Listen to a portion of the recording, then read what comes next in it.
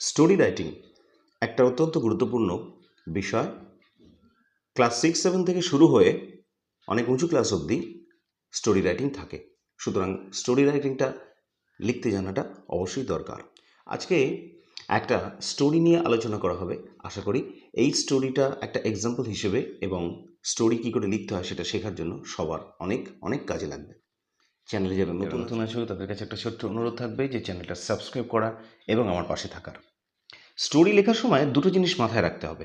একটা হচ্ছে story past টেন্সে লিখতে হবে, যেটা অতীতকালে লেখা হবে, এবং স্টোরি লেখার সময়তে কখনো কখনো ডাইরেক্ট উক্তি ব্যবহার করা যেতে পারে, বা ডাইরেক্ট স্পিচ যেটাকে আমরা বলি, যেটা আমরা ন্যারেশনে দেখি ডাইরেক্ট স্পিচ থাকে, সে ধরনের ডাইরেক্ট স্পিচ ইনভার্টেড কমার ভিতরে সেটাকে ব্যবহার করতে হবে। ঠিক এরকম ইনভার্টেড কমার ভিতরে ওই ডাইরেক্ট উক্তিটা থাকবে। যেমন রাম বলেছিল যে কাল আমি স্কুলে যাব না। এই যে কাল স্কুলে যাব না, এই কথাটা হচ্ছে ডাইরেক্ট উক্তি, যেটা রাম বলছে, এটাকে এই ইনভার্টেড কমার ভিতরে রাখতে হবে। তবে ডাইরেক্ট উক্তি স্টোরিতে কখনো কখনো ব্যবহার করা যেতে পারে, সবসময় নয়, সেটা সময় বুঝে। এবার দেখা যাক আজকের স্টোরিটা।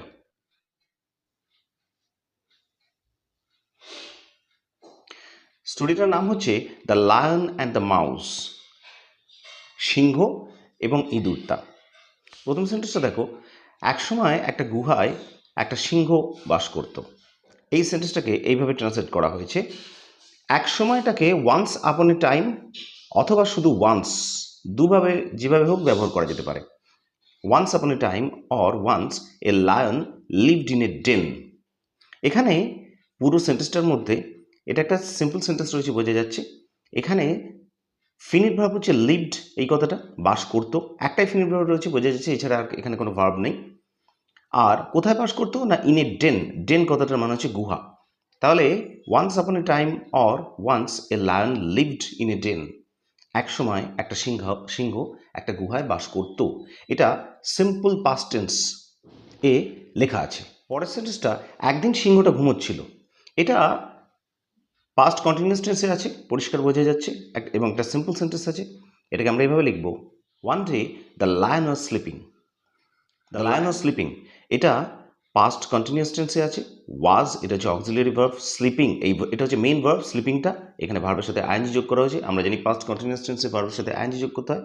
ওয়ান ডে মানে একদিন, এখানে এটা প্রথমে লেখা আছে, আর এখানে দ্য লায়নটা হচ্ছে সেন্টেন্সের সাবজেক্ট। পরের সেন্টেন্স, একটা ইঁদুর কাছেই খেলছিল, এটাও কিন্তু পাস্ট কন্টিনিউয়াস টেন্সে আছে। A mouse was playing nearby, এটা একটা past continuous tense. A mouse হচ্ছে এখানে সাবজেক্ট, ওয়াজটা হচ্ছে একটা অক্সিলারি ভার্ব বা হেল্পিং ভার্ব। প্লেয়িং, এই প্লে কথাটা হচ্ছে মেইন ভার্ব, এর সাথে আইএনজি যোগ করা হয়েছে। আমরা জানি পাস্ট কন্টিনিউয়াস টেন্সে মেইন ভার্বের সাথে আইএনজি যোগ করতে হয়। নিয়ার বাই, এই কথাটা হলো এখানে একটা অ্যাডভার্ব, জায়গা বা স্থান বোঝাচ্ছে। সুতরাং নিয়ার বাই কথাটা এই সেন্টেন্সের মধ্যে একটা adverb. A mouse was playing nearby, একটা ইঁদুর কাছাকাছি খেলছিল। পরের সেন্টেন্স, হঠাৎ ইঁদুরটা খেলতে খেলতে সিংহের নাকে ঢুকে গেল। এখানে একটা সিচুয়েশন বোঝাচ্ছে যে খেলতে খেলতে ইঁদুরটা সিংহের নাকে ঢুকে গেল। তাহলে এই যে খেলতে খেলতে, যেতে যেতে, বা গাড়ি চালাতে চালাতে, এই ধরনের জিনিস যখন হয়, আমি আগে একবার আলোচনা করেছিলাম, আমরা সেটাকে ওয়াইল দিয়ে করতে পারি, ওয়াইল লিখে এবং ভার্বের সাথে আইএনজি যোগ করতে পারি। ঠিক তেমনইভাবে এটা লেখা হয়েছে, while playing, খেলতে খেলতে বা খেলার সময়, the mouse suddenly entered the nostril of the lion. এখানে নস্ট্রিল মানে হচ্ছে নাকের ফুটো, দ্য মাউস হচ্ছে এখানে সাবজেক্ট। সাডেনলি এন্টার্ড হঠাৎ করে ঢুকে গেল বা প্রবেশ করলো, কোথায় না, the nostril of the lion, সিংহের নাকের মধ্যে। আচ্ছা, এই সেন্টেন্সের মধ্যে একটা কথা বলে রাখি, এন্টার, এই যে এন্টার বা প্রবেশ করা, এটার সঙ্গে সচরাচর কোনো প্রিপোজিশনের দরকার লাগে না। অর্থাৎ enter in the room, enter in the nostril, এরকম লেখার কোনো প্রয়োজন লাগবে না, কারণ এন্টারের সঙ্গে কোনো প্রিপোজিশন ব্যবহার করার প্রয়োজন পড়ে না, এটা তোমরা মনে রাখবে। সেই জন্য এন্টারের পরে কোনো প্রিপোজিশন দেওয়া হয়নি, ডাইরেক্ট এন্টার দ্য নস্ট্রিল কথাটা লেখা হয়েছে। হোয়াইল প্লেইং, এই যে পোর্শনটা, খেলতে খেলতে, এটা একটা অ্যাডভার্বের জায়গা বোঝাচ্ছে, মানে অ্যাডভার্বিয়াল ফ্রেজ বলতে পারি আমরা, অ্যাডভার্বিয়াল ফ্রেজ। অ্যাডভার্ব বোঝাচ্ছে কেন, হোয়াইল প্লেইং মানে খেলতে খেলতে, এটাকে সময় বোঝাচ্ছে, তাই এটাকে আমরা অ্যাডভার্বিয়াল ফ্রেজ বা অ্যাডভার্ব ফ্রেজ বলতে পারি। তাহলে while playing the mouse suddenly entered the nostril of the lion. খেলতে খেলতে ইঁদুরটা হঠাৎ করে সিংহের নাকের একটা ছিদ্রের মধ্যে ঢুকে গেল। সাডেনলি মানে হঠাৎ। একইভাবে উদাহরণ হিসেবে আমরা এটা দেখাতে পারি, ওয়াইল গোয়িং টু স্কুল মানে স্কুলে যেতে যেতে, ওয়াইল ড্রাইভিং গাড়ি চালাতে চালাতে। এই ধরনের জিনিসও, এই ধরনের কথা তোমরা সেন্টেন্স লেখার সময় ব্যবহার করতে পারো। ঠিক একইভাবে এখানে লেখা হয়েছিল ওয়াইল প্লেয়িং মানে খেলতে খেলতে। পরের সেন্টেন্স, সিংহটার ঘুম ভেঙে গেল এবং সে রেগে গিয়ে ইঁদুরটাকে মেরে ফেলতে চাইল। The lion woke up, became angry and wanted to kill the mouse. এখানে দ্য লায়ন ওক আপ এটা পাস্ট টেন্সে আছে, যে সিংহটা জেগে গেল। তারপর একটা কমা দিয়ে লেখা হয়েছে, দেখো একই সেন্টেন্সের অংশ, বিকেম অ্যাংরি মানে সে রেগে গেল। তারপরে দেখো অ্যান্ড দিয়ে জোড়া হয়েছে, এটা সেন্টেন্সেরই অংশ, and wanted to kill the mouse, এবং তারপরে সে ইঁদুরটাকে মেরে ফেলতে চাইল। এখানে ওয়ান্টেড টু কিল মানে মেরে ফেলতে চাইল। টু এর পরে সচরাচর আমরা জানি যে ভার্বের প্রেজেন্ট টেন্স বসে, তাই টু এর পরে কিল কথাটা ব্যবহার করা হয়েছে প্রেজেন্ট টেন্স দিয়ে। ইঁদুরটা তার প্রাণ ভিক্ষে করলো এবং সিংহে ইঁদুরের ওপরে দয়া হলো। The mouse prayed for its life and the lion felt pity on ইট। এখানে দুটো ভাগ আছে। The mouse prayed for its life, এই যে প্রে ফর, একটাই কথা, প্রে ফর এই ভার্বটার মানে হচ্ছে ভিক্ষে করা বা প্রাণ ভিক্ষে করা, যা বা অনুনয় বিনয় করে চাওয়া কোনো কিছু, সেটা হচ্ছে প্রে ফর। এখানে পাস্ট টেন্স আছে বলে ইডি যোগ করা হলো। তারপরে দেখো পুরো সেন্টেন্সটাকে একটা অ্যান্ড দিয়ে জোড়া হয়েছে, অ্যান্ড দেওয়ার পরে আর একটা part, the lion felt pity on ইট, মানে এটা হলো একটা কম্পাউন্ড সেন্টেন্স, যেহেতু অ্যান্ড দিয়ে দুটো স্বাধীন বাক্যকে জোড়া হয়েছে। The lion felt PT, felt মানে অনুভব করা, পিটি মানে হচ্ছে দয়া বা করুণা। অন ইট কার ওপরে না, অন ইট এই ইঁদুরটার ওপরে, ইট অর্থে এখানে এই মাউসটাকে বোঝানো হয়েছে। তাহলে দুটো পার্ট হলো, the mouse prayed for its life and the lion felt pity on it. ইঁদুরটা তার প্রাণ ভিক্ষে করলো এবং সিংহের ইঁদুরটার উপরে দয়া হতো। এখানে ইটস কথাটার মানে ইহার, মানে ইঁদুরের প্রাণ, এই যে ইটস কথাটার মানে সেটাই বোঝানো হয়েছে ইঁদুরের জীবন বা ইঁদুরের প্রাণ। সিংহটা তাকে ছেড়ে দিল। এটা একটা সিম্পল সেন্টেন্স আছে, একটাই সেন্টেন্স, ছোট্ট sentence, the lion set the mouse free. দেখো এখানে একটা সিম্পল সেন্টেন্স যেটা আছে, সেট, এই যে সেট ফ্রি পুরো কথাটা হচ্ছে একটা, এই যে সেট আর ফ্রি পুরো জিনিসটা নিয়ে একটাই ভার্ব, সেট ফ্রি।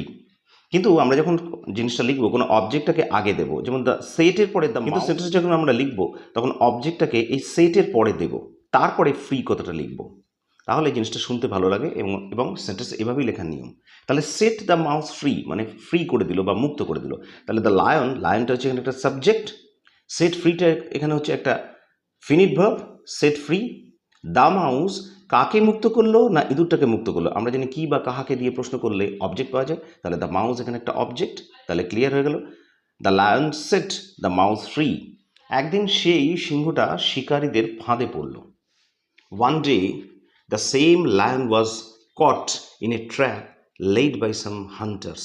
এখানে ওয়ান ডে মানে একদিন, দ্য সেম লায়ন মানে ওই সিংহটার কথাই বোঝাচ্ছে, সিংহটার কথা। ওয়াজ কট ইন এ ট্র্যাপ, এই যে এইটা প্যাসিভ ভয়েসে আছে, ওয়াজ কট ইন এ ট্র্যাপ মানে সিংহটাকে ধরা হয়েছিল। আমি বলেছিলাম যে কাউকে ধরা হলে বা কাউকে কোনো কিছু করা হলে সে ধরনের ক্ষেত্রে একটা অক্সিলিয়ারি ভার্ব বসাতে হয় এবং ভার্বের পাস্ট পার্টিসিপল, যেমন এখানে কটটা হচ্ছে ক্যাচের পাস্ট পার্টিসিপল ফর্ম, তাই এখানে কট বসানো হলো। তাহলে one day the same lion was caught, একদিন সিংহটাকে ধরা হয়েছিল, ইন এ ট্র্যাপ একটা ফাঁদের মধ্যে। আচ্ছা, তারপরে দেখো এখানে জোড়া আছে লেইড বাই সাম হান্টার্স। এই যে লেইড কথাটার মানে হচ্ছে পাতা, মানে ফাঁদটা পাতা, কার দ্বারা পাতা হয়েছিল, বাই সাম হান্টার্স কিছু শিকারীর দ্বারা পাতা হয়েছিল। এখানেও কিন্তু এটা একটা প্যাসিভ ফর্মে আছে সেন্টেন্সটা, বাই সাম হান্টার্স শিকারীদের দ্বারা পাতা হয়েছিল। এই লেইড কথাটা হচ্ছে ভার্বের পাস্ট পার্টিসিপল। দেখো এখানে লিখে দিয়েছি আমি, লে হচ্ছে প্রেজেন্ট টেন্স, লেইড হচ্ছে পাস্ট টেন্স, আর লেইড কথাটা হচ্ছে পাস্ট পার্টিসিপল।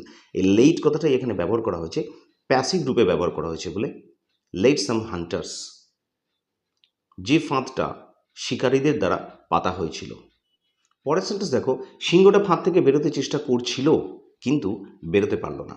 এই যে কথাটা সিংহটা ফাঁদ থেকে বেরোতে চেষ্টা করছিল, এটা একটা পাস্ট কন্টিনিউয়াস টেন্সে আছে, করছিল, চলছিল কাজটা, কিন্তু সে বেরোতে পারলো না, এটা আর একটা পার্ট আছে। তাহলে এভাবে আমরা এটাকে লিখব, the lion was trying to come out of the trap. এই হলো সেন্টেন্সটার একটা part. But it could not, কিন্তু সে বেরোতে পারেনি। তাহলে এখানে বাট, এই বাট কনজাংশনটা দিয়ে এখানে জোড়া হয়েছে সেন্টেন্সটা, সুতরাং এটা একটা কম্পাউন্ড সেন্টেন্স আমরা বলতে পারি। The lion was trying to come out of the trap, এই হচ্ছে সেন্টেন্সটার একটা স্বাধীন অংশ। সিংহটা বেরোতে চেষ্টা করছিল, পাস্ট কন্টিনিউয়াস টেন্স আছে, ওয়াজটা হচ্ছে অক্সিলিয়ারি ভার্ব বা হেল্পিং ভার্ব, আর ট্রাইং কথাটা হচ্ছে মেইন ভার্ব। ট্রাই থেকে TRY ট্রাই থেকে আইএনজি যোগ করে এখানে মেইন ভার্বের সাথে আইএনজি যোগ করে এটা পাস্ট কন্টিনিউয়াস টেন্সে সেন্টেন্সটাকে লেখা হয়েছে। টু কাম আউট, টু লেখা হচ্ছে, লেখার পরে কাম, টু এর পরে আমরা জানি ভার্বের প্রেজেন্ট টেন্স ব্যবহার হয়, এবং এখানে এই যে কামটা এটা কিন্তু মেইন ভার্ব নয়, ফিনিট ভার্ব হচ্ছে ট্রাই কথাটা, ওয়াজ ট্রাইং, এই ট্রাইং কথাটা হচ্ছে এখানে ফিনিট ভার্ব। তাহলে the lion was trying to come out of the trap, out of the trap মানে হচ্ছে ফাঁদ থেকে, মানে ফাঁদ থেকে বেরোতে চেষ্টা করছিল, বাট কিন্তু ইট কুড নট, এটা পারেনি। ইট বলতে এখানে লায়নটাকে বোঝানো হচ্ছে, যেহেতু সাবজেক্ট এখানে লায়ন কথাটা একই সাথে একবারই লেখা আছে, তাই ইট বলে এই প্রোনাউনটা দ্বারা এই লায়নটাকে বোঝানো হয়েছে, নাউনটাকে বোঝানো হয়েছে। হয়ে গেল দুটো পার্ট একটা সেন্টেন্সে, এবং এটা একটা কম্পাউন্ড সেন্টেন্সে পরিণত হলো। সিংহটার গর্জন শুনে ইঁদুরটা সেখানে এলো। পাস্ট টেন্সে বোঝাচ্ছে এটা। আচ্ছা, এখানে একটা লেখা হচ্ছে hearing the lion's roar the mouse came there.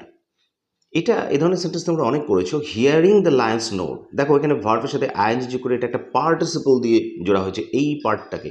Hearing the lion's রোর, সিংহের গর্জন শুনে, দ্য মাউস কেম দেয়ার, ইঁদুরটা সেখানে এলো। এই যে কেম কথাটা, এই কেম কথাটা হচ্ছে একটা ফিনিট ভার্ব, মানে মেইন ভার্ব। হিয়ারিং কথাটা কিন্তু ফিনিট ভার্ব বা মেইন ভার্ব নয়। তাহলে এটা একটা সিম্পল সেন্টেন্স বোঝা যাচ্ছে, hearing the lion's roar the mouse came there, সিংহের গর্জনটা শুনে ইঁদুরটা সেখানে এলো। প্রথম পার্টিসিপলের পার্টটার পর একটা কমা দিয়ে বোঝানো হয়েছে, রোডের পর একটা কমা দেওয়া হয়েছে। তাহলে এটা হলো একটা সিম্পল সেন্টেন্স। পরের সেন্টেন্স, সে দাঁত দিয়ে জালের দড়িটা কেটে সিংহটিকে মুক্ত করলো। সে মানে এখানে ইঁদুরের কথা বলা হচ্ছে। সেন্টেন্সটা দেখো, the mouse cut the ropes of the net and made the lion free. The mouse cut the ropes of the net, ইঁদুরটা তার দাঁত দিয়ে জালটাকে কাটলো, অ্যান্ড এখানে বাকি পোর্শনটা দেখো অ্যান্ড দিয়ে জোড়া হয়েছে, and made the lion free, এবং সিংহটাকে মুক্ত করলো। এই যে মেড, কে মুক্ত করলো, এই যে মেড কথাটার সঙ্গে কিন্তু আর সাবজেক্ট কিছু দেওয়ার দরকার নেই, কারণ এই যে মাউস কথাটা কম্পাউন্ড সেন্টেন্স, এটা একটা প্রথমেই মাউস একটা সাবজেক্ট হিসেবে দেওয়া আছে। তাহলে একই সেন্টেন্সের দুটো পার্ট, এটা the mouse cut the rope of the net, এই অবধি একটা পোর্শন, আর তারপরে দেখো অ্যান্ড দিয়ে যে রয়েছে, and made the lion free, ইঁদুরটা দাঁত দিয়ে দড়িগুলো কেটে ফেললো ফাঁদটা, এবং সিংহটাকে মুক্ত করে দিল। তাহলে অ্যান্ড দিয়ে দুটো পার্ট দিয়ে জুড়ে এটা একটা কম্পাউন্ড সেন্টেন্সে পরিণত করা হলো। এইভাবে ইঁদুরটা তার কৃতজ্ঞতা জানিয়ে সিংহটার প্রাণ রক্ষা করলো। In this way the mouse saved the life of the lion as a sign of gratitude. In this way the mouse saved the life of the lion, এইভাবে ইঁদুরটা সিংহের প্রাণ রক্ষা করলো বা জীবন রক্ষা করলো, as a sign of gratitude, কৃতজ্ঞতার নিদর্শন হিসেবে। The mouse saved the life of the lion, এটা একটা সিম্পল সেন্টেন্সে আছে। সেভড কথাটা হচ্ছে একটা ফিনিট ভার্ব, এখানে আর কোনো ভার্ব নেই। কার জীবন বাঁচিয়েছিল?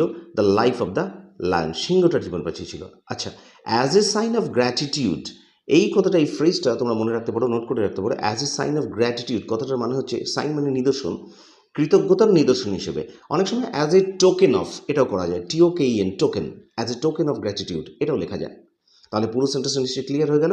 ইন দিস ওয়ে, এইভাবে the mouse saved the life of the lion as a sign of gratitude, ইঁদুরটা সিংহের প্রাণ রক্ষা করলো তার কৃতজ্ঞতার নিদর্শন জানিয়ে বা নিদর্শন হিসেবে। স্টুডেন্টসরা, এতটুকুই ছিল আজকের ক্লাস। ভিডিওটা ভালো লাগলে একটা লাইক করো, শেয়ার করো, আর কমেন্টসে তোমরা অবশ্যই জানিও যে এই ভিডিওগুলো তোমাদের কতটা কাজে লাগছে। আমি প্রত্যেকটা স্টুডেন্টকে রিকোয়েস্ট করছি যে কমেন্টসে তাদের প্রয়োজনগুলো, নিডসগুলো যেন তারা জানায়, এবং সেই অনুযায়ী আমি ক্লাস ডিজাইন করব। নিশ্চয়ই তারা উপকৃত হবে সেই ক্লাসগুলোর দ্বারা। আজকের মতো এতটুকুই, দেখা হচ্ছে আবার নেক্সট ক্লাসে আরেকটা ভিডিও নিয়ে তোমাদেরই পছন্দের।